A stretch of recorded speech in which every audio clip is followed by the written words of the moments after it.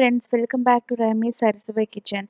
நம்ம இன்னைக்கு இந்த வீடியோவில் ரொம்பவே கிறிஸ்பியான இன்ஸ்டன்ட் ராகி தோசை எப்படி செய்கிறது தான் பார்க்க போகிறோம். ரொம்பவே கிறிஸ்பியாக இருக்கும். இதை நீங்கள் கண்டிப்பாக இதை ட்ரை பண்ணி பாருங்கள். இது செய்கிறதுக்கு நமக்கு தேவையான பொருட்கள் பார்த்திங்கன்னா, நான் 1.5 கிளாஸ் அளவுக்கு ராகி மாவு எடுத்திருக்கேன். அதே கிளாஸில் அரை கிளாஸ் அளவுக்கு அரிசி மாவு, பச்சரிசி மாவு, நீங்கள் கடையில் வாங்குகிற அரிசி மாவு கூட சேர்த்துக்கலாம். இதில் ஒரு அரை டீஸ்பூன் அளவுக்கு சீரகம், அப்புறம் நறுக்குன கொத்தமல்லி, நறுக்குன பச்சை மிளகா, அப்புறம் நறுக்குன கருவேப்பிலை, அப்புறம் ஒரு கை அளவுக்கு நல்ல பெரிய வெங்காயம் பொடியாக நறுக்கி சேர்த்துக்கோங்க. சேர்த்துட்டு தேவையான அளவு உப்பு சேர்த்துக்கோங்க.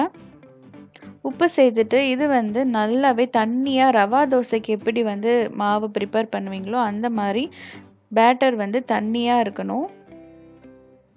பார்த்தீங்கன்னா இந்த அளவு எடுத்து ஊற்றினா இப்படி தண்ணியாக விழுகணும். அப்போனா தான் உங்களுக்கு ராகி தோசை ரொம்பவே கிறிஸ்பியாக வரும். இதை நம்ம சுட்டு எடுத்துடலாம். இதுக்கு தவா ரொம்பவே ஹீட்டாக இருக்கணும். தவா சூடாக இல்லாட்டி உங்களுக்கு தோசை வராது. ஸோ தவா நல்லாவே சூடாக இருக்கணும். அதுக்கு பிறகு இந்த ராகி பேட்டர் எடுத்து நல்லா சுற்றி ஊற்றிக்கோங்க. அப்புறம் இடையில இருக்கிற அந்த கேப்பெல்லாம் கொஞ்சம் கொஞ்சமாக மாவு ஊற்றி ஃபில் பண்ணிக்கோங்க. ஸோ அதுக்கப்புறம் ஒரு நல்ல எண்ணெயை மேலே ஸ்ப்ரிங்கிள் பண்ணி விடுங்க.